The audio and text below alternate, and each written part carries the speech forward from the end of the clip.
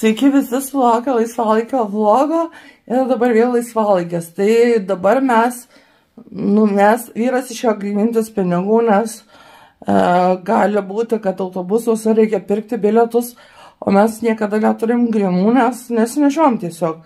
Viską mokam kortelėmis. Ir aš netgi laikrodžio moku arba telefonu. Ir dabar nuėjo grynintis pinigų. O liko iki išėjimo 5 minutės, tai aš jau net sustriukė, nes ką tik išvedžiau kiviai pasisiuoti, pakakoti. Ir dabar, kaip vyras pareis su grynais pinigais, tai mes tada eisim į autobusų jau stotį ir važiuosim į Prienus. Pirmiausia į Prienus iš Kauno krypties ir tada į Prienuose po 25 minučių įsėsime į autobusą, kuris važiuoja į Birštoną. Tai va, tai dabar tokia pramoga pasižiūrėti Birštoną, nes labai, gal kelis kartus tik buvom, norim daugiau vietų aplankyti, pažiūrėti, tai truputį paklaidžiasim po Lietuvą. Jau esame autobusų stotyje, Edmundas stiprinasi, kadangi pusryčių mes nevalgę. Tai aš tai atsisakiau, nes tikrai nenoriu valgyti dar. Mano toks režimas, kad jeigu aš pavalgau vakare vėlai, tai tada nenoriu pusryčių. Atsisakau pusryčių ir valgau pietus. Tai va, laukiam dabar.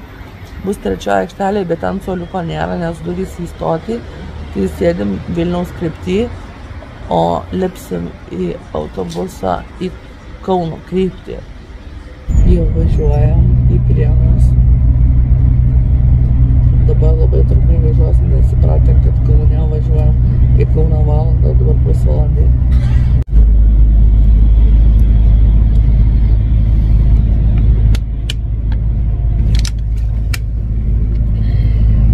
Vienu autobusu stovi superdės tualetas ir jisai yra nemokamas, nes šiaip stotise yra mokami.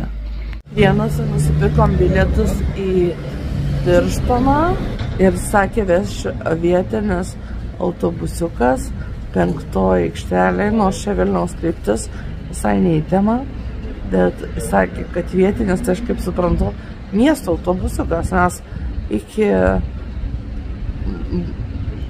aš vis pavažiu Birštono važiuoja 8 arba 10 minučių. Labai greitai, nes čia vos ne naujas, kaip ir būtų priemiestis. Vis tiek man čia važinė dar reiks dažnai.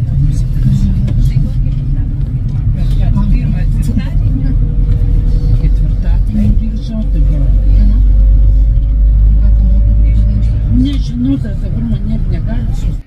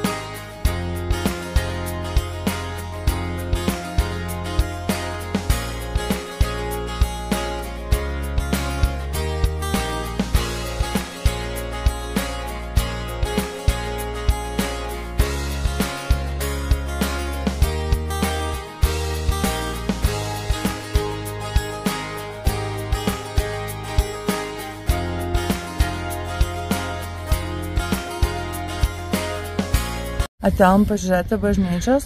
Čia yra Antano Padoviečio, Švento Antano Padoviečio bažnyčia. Graži visai, sakyčiau. Ir manau, kad tai vienintelė Birštono bažnyčia. Nemanau, o iš tiesų. Mes esam nepataisomi, labai mylim Panemunę. Štai ir vėl atėjom netgi į Birštoną į Panemunę. Takas čia yra. Ir labai platus samanas ir labai graži vieta, bet čia netrunka, kaip čia pasakyti, trumpesnė Panemunė negu Alytuje. Čia mažai pasivaikščiodame ir kadangi tokie turėklai, tai kiviukas negalėtų nueiti maudytis, kai karšta vasara. Tai va, taigi gerai, kad gyvenam Alytuje, o ne Birštone. Trumpo mūsų kelionė po Birštoną, jau einam stoties link ir važiuosim namo. Aplankėm 2 vietas, tai Panemunė ir dabar kažką vyras pasakys, pamiršau ką. Bažnyčia. Bažnyčia, taip, bažnyčia. O liko aplankyti parką prie stoties, bet ten, kadangi dabar žiema ir negražu, tai mes jo ir neaplankysim. Tai 3 pagrindinės vietos apžiūrėti ir mes apžiūrėjom 2. Tai va dabar einame į stotį ir grįšime namo. Kiek praėjome, matėme vieną parduotuvę, prekybos centrą, tai IKEA, ir taip pat ėjom ieškoti, kur pavalgyti. Matėt, valgėm, tai ten buvo tik viena kavinė, kurią pirmą sutikom, nes iš tikrųjų kažkaip nebuvo tų kavinių pasirinkimų, tai va pirmą pamatėm ir įėjom. Tai matyt, čia nelabai yra tų kavinių, nelabai prekybos centrų, nes galbūt plotas yra visai didelis. Gyventojų tai nelabai daug, bet galbūt teritorija didelė. Skirtingai nuo druskininkų pastebėjome, kad Birštone yra daug naujų namų ir daugiabučių naujų, 3 aukštų atnaujintų ir yra už tai daug gražiau. Jisai toks naujas miestas, miestelis, kaip čia pasakyti, naujas. Ir tikrai gražu, apsidairykit ir parodyk tą, kur mes žiūrėjom. Tikrai gražu, va čia dar daugiabučius, prie aikštės daugiabučiai. Gražu.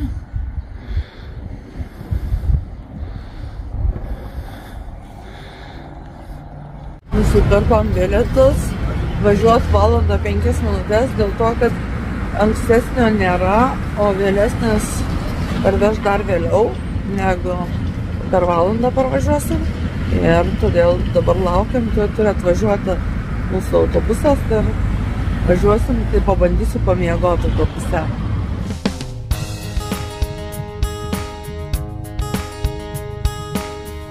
Pagaliau namie ilsiuosi, guliau lovose ilsiuosi. Nors tikrai nusnaudžiau autobuse ir ilgai važiavom, o aš nepajutau to atstumo dėl to, kad miegojau. Dar 10 minučių nemiegojau iki Birštono, tai mes be reikalo grįžom iš Birštono, nes tas autobusas iš Prienų vėl važiavo į Birštoną ir tada dar per Jiezną ir kitus miestus į Alytų ir tada dar kažkur, gal ir nežinau. Vėl rodysiu siuntinukus ir vakar gavau 2 auskariukus. Tai štai tokie minimalistiniai auskariukai. O čia 2. Bet galite jūs sakyti, kad taip, aš jau mačiau juos, jūs pirkot. Taip, aš pirkau, tai čia yra mano, bet štai yra supakuoti nauji, kuriuos aš pirkau podukrai, kadangi jai labai patiko ir nenorėjo tokių pačių. Šiaip gerai išeina šitos siuntinukai, šitie auskariukai nepūliuoja ir nepūliuoja, ausis nealergizuoja. Ir taip, o savo užsisakiau dar vienus auskariukus, kurie atrodo štai taip. Oi, nesufokusuoju. Štai. Aš ne taip rodau, jau ne tą pusę, palaukit. Palaukit, aš tuoj.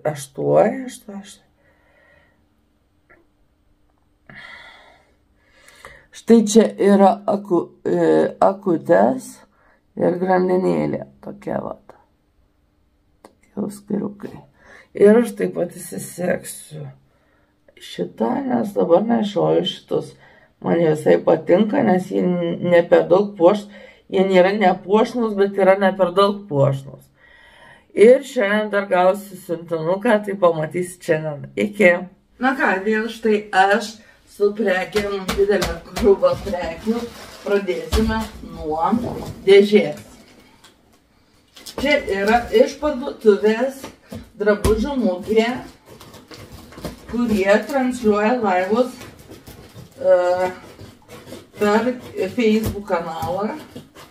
Turi savo Drabužių mugė Facebook puslapį ir per ten transliuoja laivus.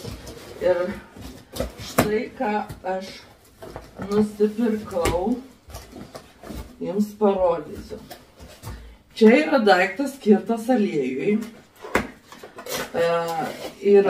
Prisipili aliejus ir purški į keptuvę. Parodysiu iš arčiau čia nuotrauką.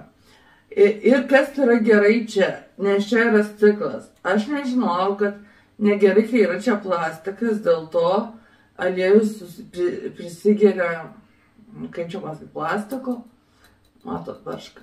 Ir tada negerai yra. Tai va, tai pakeisiu savo į kitą. Čia taip pat prekę parodysiu nuotrauką. Čia yra purškiklis, apipurški baltus batus ir nusivalo batai. Išbandysiu, parodysiu. Taip pat, tai ką išbandysiu ir parodysiu, tai yra gofrotuvas. Taip, tikrai man nesumaišė ir idėja nekokio tiesintuvų. Ne, čia yra gofrotuvas. Yra tokios bangelės pasidaro ir aš juo kaip ir moku naudotis, nes aš kažkada jau bandžiau. Ir dar kažką, aš pamirštu, net ką užsisakau, įsivaizduojat. Ir dar labai gerai supakuota. Namų kvapai, kirkės kvapo. Labai geras kvapas, mums labai patiko kirkės kvapas, tai užsisakėm dar tokį patį namų kvapą. Štai tokia dėžutė sulandžiu aš ją, irgi parodysiu iš arti. Ir taip pat lūpų dažai. Būtent nude spalvos.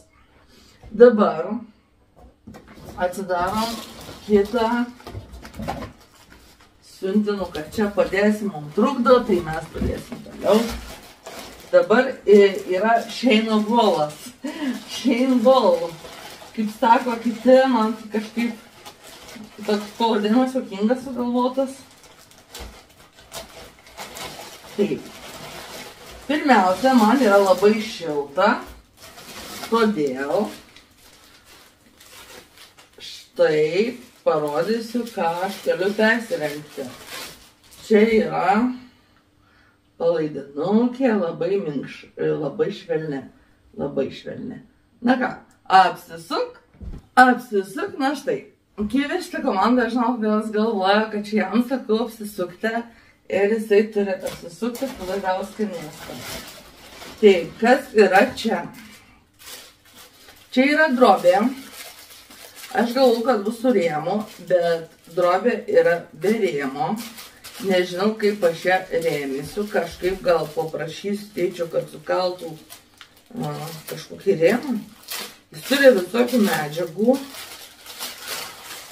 Ir čia yra pavyzdys, irgi nufotografuosiu, kaip turi atrodyti paveikslas spalvytės.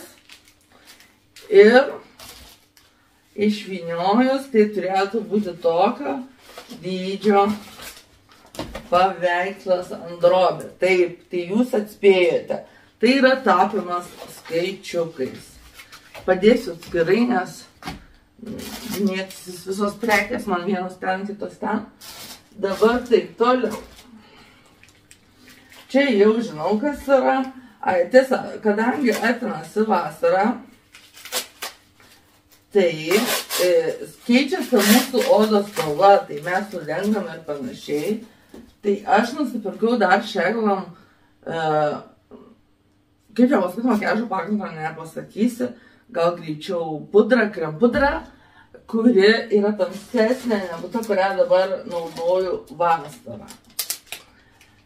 Vasarą ir pavasarį. Nes aš esu dar nenudegus ir man dar yra per tamsi. Žiūrėkit, čia tai bairiai. Čia skaitosi, turi tilpti ant kaklo. Nu kaip, niekaip. Tai aš žinau, ką aš darysiu. Čia yra apyrankė, jūs įsivaizduojate tokią apyrankę. Kokiai rankai tokia apyrankė? Kokiai rankai? Čia yra grandinėlė ant kaklo ir apyrankė. Vienas toksai. Tai dabar ją reikia tiesiog sujungti ir bus ilgesnė. Ir aš taip manau, kad ir tokiu atveju bus galima užsidėti ant kaklo. Nes aš jau, kaip rodžiau, tam ant rankos truputį nutrūko man, tai jau dabar neturiu. Tai kažkur bus. Tai kaip karvės, šita mažesnė. Ir sakyčiau, dailesnė tikrai, visai graži. Man patinka, aš patenkinta. Na ką, dar yra tokie dalykai, smulkmenėlių. Dar iš papuošalų taip pat turiu kitokią grandinėlę. Štai tokią. Taip pat parodysiu nuotraukoje. Labai šita dailė ir ji labai man patinka. Ir netyčia užsisakiau dar pakabutį su širdele. Nu dabar galėsiu kasdien keisti papuošalus.